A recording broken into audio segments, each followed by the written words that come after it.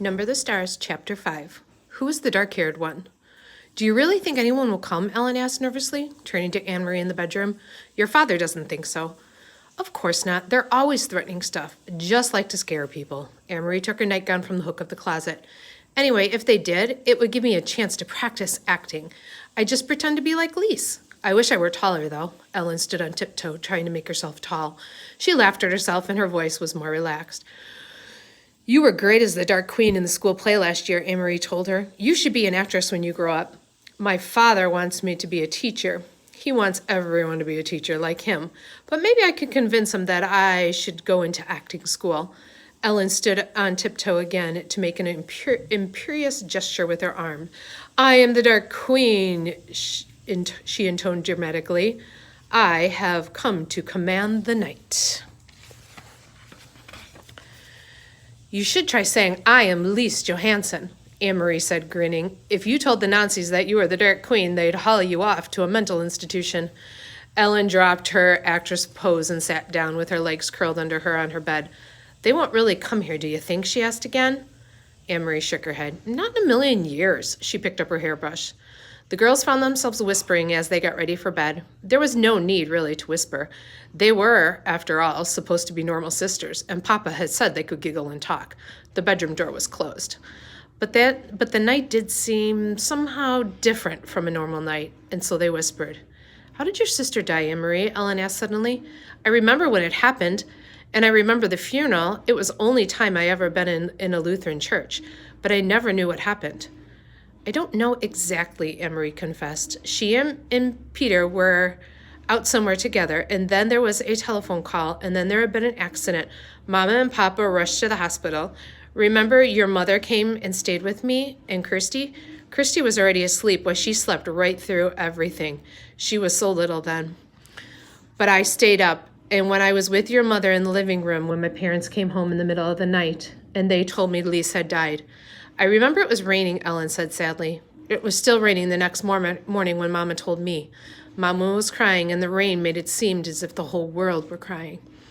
Anne-Marie finished brushing her long hair and handed her hairbrush to her best friend. Ellen undid her braids, lifted her dark hair away from the thin gold chain she wore around her neck, the chain that held the Star of David, and began to brush her thick curls. I think it was partly because of the rain. They said she was hit by a car. I suppose the streets were slippery and it was getting dark, and maybe the driver just couldn't see. Anne-Marie went on, remembering. Papa looked so angry. He made one hand into a fist and he kept pounding it into the other hand. I remember the noise of it. Slam, slam, slam. Together they got into the wide bed and pulled up the covers. Anne-Marie blew out the candle and drew the dark curtains aside so that the open window near the bed let in some air. See that blue bunk in the corner, she said. Oh, that blue trunk in the corner, she said, pointing through the darkness. Lots of Lisa's things are in there, even her wedding dress. Mama and Papa have never looked at those. Never have looked at those things, not since the day they packed them away. Ellen sighed. She would have looked so beautiful in her wedding dress. She had such a pretty smile. I used to pretend that she was my sister. She would have liked that, Anne-Marie told her. She loved you. That's the worst thing in the world, Ellen whispered, to be dead so young. I wouldn't want the Germans to take my family away, to make us live someplace else, but still, it wouldn't be as bad as being dead. Anne-Marie leaned over and hugged her. They won't take you away, she said, not your parents either. Papa promised that they were safe and that they always keep his promises. And you are quite safe here with us. For a while they continued to murmur in the dark, but the murmurs were interrupted by yawns. Then Ellen's voice stopped. She turned over, and in a minute her breathing was quiet and slow. Anne-Marie stared at the window where the sky was outlined and a tree branch moved slightly in the breeze.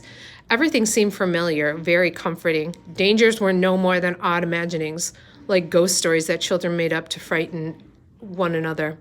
Things that couldn't possibly happen. Anne-Marie felt completely safer in her own home, with her parents in the next room, and her best friend asleep beside her, and she yawned contentedly and closed her eyes. It was hours later, but still dark, and she was awakened abruptly by the pounding on the apartment door. Anne-Marie eased the bedroom door open quietly, only a crack, and peeked out. Behind her, Ellen was sitting up, her eyes wide. She could see Mama and Papa in the night clothes moving about. Mama held a lighted candle, but as Anne-Marie watched, she went to a lamp and switched it on. It was such a long time since they had dared to use the strictly rationed electricity after dark that the light in the room seemed startling to Anne-Marie, watching through the slightly open bedroom door. She saw her mother look automatically to the blackout curtains, making certain that they were tightly drawn. Papa opened the front door to the soldiers. "This is the Johansson apartment?" A deep voice asked question loudly in the terrible accent of Danish. "Our name is on the door, and I see you have a flashlight," Papa answered. "What do you want? Is something wrong? I understand you are a friend of your neighbors." "The Rosens, Mrs. Johansson," the soldier asked angrily. "Sophie Rosen is my friend, that is true," Mama said quietly. "Please, could you speak more softly? My children are asleep." "Then will you be so kind as to tell me where the Rosens are?" He made no effort to lower his voice. "I assume they are at home sleeping. It is 4 a.m. after all," Mama said. Anne-Marie heard the soldier stalk across the living room toward the kitchen. From her hiding place in the narrow sliver of open doorway, she could see the heavily uniformed men, a holstered pistol at his waist, and in the entrance to the kitchen, peering in toward the sink. Another German voice said, "The Rosens' apartment is empty. We are wondering if they might be visiting their good friends, the Johanssons." "Well," said Papa, moving slightly so that he could be standing in front of Anne-Marie's bedroom door, and she could see nothing except the dark blur of the back. "As you see, you are mistaken. There is no one here but my family. You will not object if we look around." The voice was harsh, and it was not a question. It seems we have no choice," Papa replied. "Please don't wake my children," Mama questioned. "There is no need to frighten little ones." The heavily booted feet moved across the floor again and into the other bedroom. The closet door opened and closed with a bang. Anne-Marie eased her bedroom door closed silently and stumbled through the darkness to the bed. "Ellen," she whispered urgently, "take off your necklace." Ellen's hands flew to her neck. Desperately, she began trying to unhook the tiny clasp.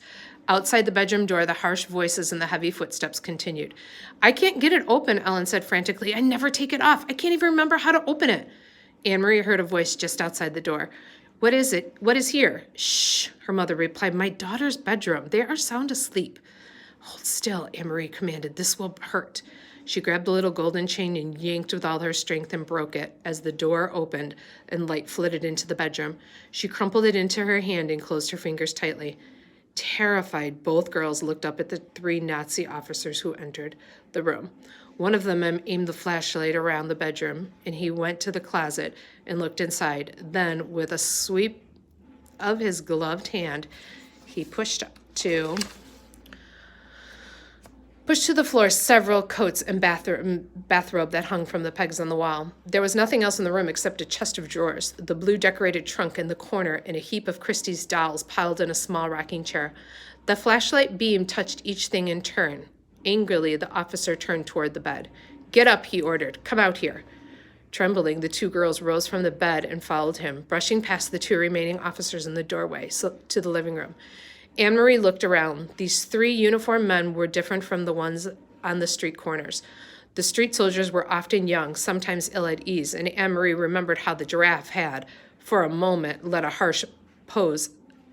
his harsh pose slip as he smiled at Christy. But these men were older, and their faces were set with anger.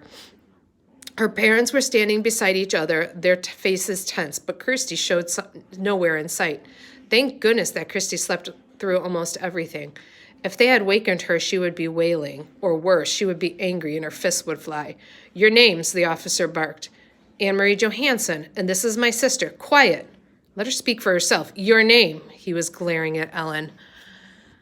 Ellen swallowed. "Lise," she said, and cleared her throat. "Lise Johansson." The officer stared at them grimly. "Now," Mama said in a stronger voice, "you have seen that we are not hiding anything. May my children go back to bed?" The officer ignored her. Suddenly, he grabbed a handful of Ellen's hair, and Ellen winced. He laughed scornfully. "You have a blonde child sleeping in the other room, and you have a blonde daughter." He gestured toward Anne-Marie's head. "Where did you get this dark-haired one?" He twisted the lock of Ellen's hair. "From a different father? From the milkman?" Papa stepped forward. "Don't speak to my wife in such a way. Let go of my daughter, or I will report you for such treatment." "Or maybe you got her someplace else," the officer continued with a sneer. "From the Rosens?" For a moment, no one spoke. Then Anne-Marie, watching in panic, saw her father move swiftly to the small bookcase to take out a book. She saw he was holding a family photograph album. Very quickly, he searched through its pages and found what he was looking for. He tore out 3 pictures from 3 separate pages and handed them to the German officer who released Ellen's hair. "You will see each of my daughters, each with her name written in the photograph," Papa said. Anne-Marie knew instantly which photograph he had chosen. The album had many snapshots, all the poorly focused pictures of school events at birthday parties. But it also contained a portrait taken by a photographer of each girl as a tiny infant. Mama had written in her delicate handwriting the name of each baby daughter across the bottom of these photographs. She realized, too, with an icy feeling, why Papa had torn them from the book. At the bottom of each page, just below the photograph itself, was written the date, and the real Lise Johnson had been born 21 years earlier. "Kirsten Elizabeth," the officer read, looking at Christy's baby picture, and he let the photograph fall to the floor. "Anne-Marie," he said next, glanced at her and dropped the second photograph. "Lise Marguerite," he read finally, and stared at Ellen for a long, unwavering moment. In her mind, Anne-Marie pictured the photograph that he held, the baby, wide-eyed, propped against a pillow, her tiny hand holding a silver teething ring and her bare feet visible below the hem of an embroidered dress, and the wispy curls, dark. The officer tore the photograph in half and dropped the pieces on the floor. Then he turned the heels of his shiny boots grinding into the pictures and left the apartment. Without a word, the other 2 officers followed. Papa stepped forward and closed the door behind him. Anne-Marie relaxed the clenched fingers of her right hand, which still clutched Ellen's necklace. She looked down and saw that she had imprinted the Star of David into her palm.